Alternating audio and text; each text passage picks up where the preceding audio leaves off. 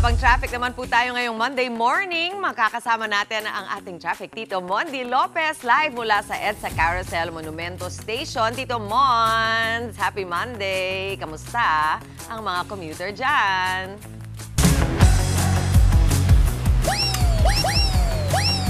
Happy Monday, Mami Tricky! Yes, stretching muna tayo. Eto na, kaya ba natin na? Lower, lower, lower.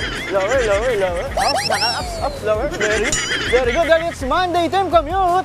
Kaway, kaway, sabay. Hey! Yes, live na live tayo dito sa EDSA Carousel Monumento Station. Good morning po mga kapatid na kumakaway.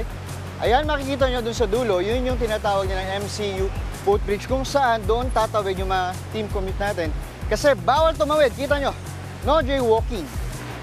Ayan. Tapos dito nga, ito yung first station pa southbound. Ito yung mga papuntang Makati, San Juan, Mandaluyong, Pasay, Pasig, at pa PITX. Kita nyo naman. Oh. Medyo nainitan yung iba. May mga diskarte sila sa mga bag nila, di ba? Merong nasa unahan, merong nasa likod, mga backpack nila. So ayan, makikita nyo, maswabe naman. Kung titingnan nyo, napakadaming tao, pero hindi sila maubusan ng bus. Dahil kita nyo to, pitay sa kanan. Yung mga bus na nandyan, paikot yan hanggang dito.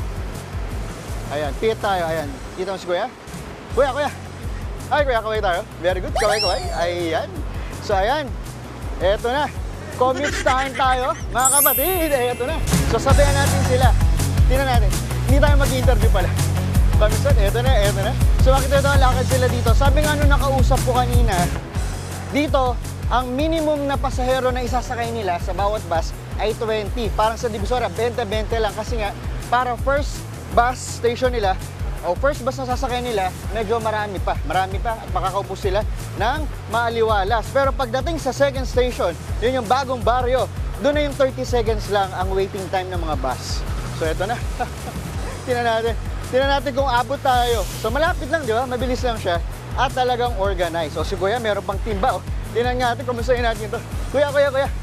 Ay, Kuya, good morning. Kuya, habang wala pang bus. Ang dami niyong dalak. Commute sa po kayo. Saan po tayo kay Kuya pupunta? Tabi po tayo kayo. Saan po kayo pupunta? Q-Mart. Saan po? Q-Mart Cubao. Q-Mart. Doon po yung trabaho niyo, sir?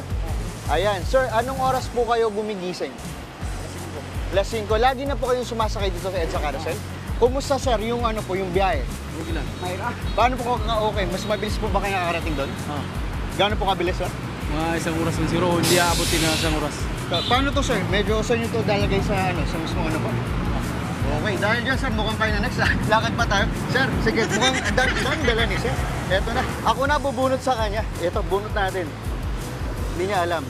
Bubunot tayo ng kape para sa kanya. Dangal siya dala. At, tama, sakto. Meron akong sukli. 50 pesos. Sir, dahil nandiyan ka pa. Magkano pa masahe mo? 25. 25 pesos papuntang sa Q-Mart. O, dahil dyan, sir, dahil na yung big bet. Eto, sir, may pakape ako sa'yo. Saan natin tatago, sir? Ayan, lagay natin. May pakape ako at tanto na 50 pesos. Sir, sukli ko yan. Sir, suklihan mo ako. Ayan, ingat, sir. Sir, baka may gusto kong batiin. Nabati ko yung mga pinsan ko sa Mindanao, Cagayan de Oro City. Cagayan de Oro. Ayun, sir, ingat po. Okay, yun muna natin. Maraming salamat, sir. Daming ano ba naman ito, sir? Okay, hindi ba yan? Okay, sa amin, sir, sa Bulacan, ginagawa namin nilagyan ng kaning baboy. Ayan, maraming salamat, sir. Yan na natin morning, guys. Ingat, back to studio.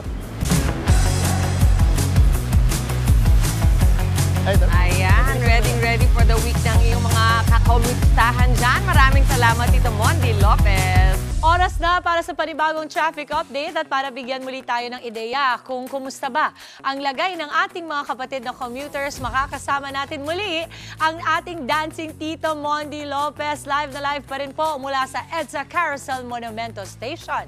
Tito Mondi, ano bang ganap nyo dyan? The latest strawberry. Ice cream yummy. I-briefing nyo nga kung anong music at parang mali. Yes, Mami Dips, good morning sa'yo. Napakaganda ni Mami Dips, di ba? First time ko to, so maya, pakita natin ang daming tao. Ang daming tao sa paligid ko. Yung mga cameraman ko, kung alam nyo, yan sa akin. Eto na, Team Commute, gaway, sabay. Hey. Kanina pa ulan, tapos sa araw. Pero ito, yung mga tao dito, pakita natin. Sabi nga ni Andre muna, time check. Time check tayo kay Andre, 7:26. O, di ba? Eto na, kita nyo naman, ang daming tao dito. Ako yung namamagitan. Pakita natin, PH sa kabila. Oh, may mga tao, mga team commuterists natin. Team commute, sa kanan naman. Ayan, pakita natin. Ang dami na. Doon pa sa likod, pakita natin. Yan yung mga pila na nang bumula sa MCU footbridge. At makita nyo naman doon sa kanan, may mga bus naman. Kasi paikot yan dito para magsakay ng mga team commute natin na pa-southbound. Ito yung mga pa-Makati, Manila, San Juan, at hanggang PITX. At ito na nga, ang presyo ng bilihin tuloy. Ano lang, ang presyo ng ticket o ng pamasahe dito ay 15 pesos, 15 pesos mga kapatid. Tapos ang maximum fare natin ay 75 pesos. Kaya naman, eto na, team commute. Dito tayo, tayo, cameraman ko. Nasa na, ayun. Ayan, commute-stahan na. Sino kaya pwede natin mapapalala? Parang pwede si Nanay. Nanay, good morning. Eto na, Nanay, good morning. Habang mahaba pila natin.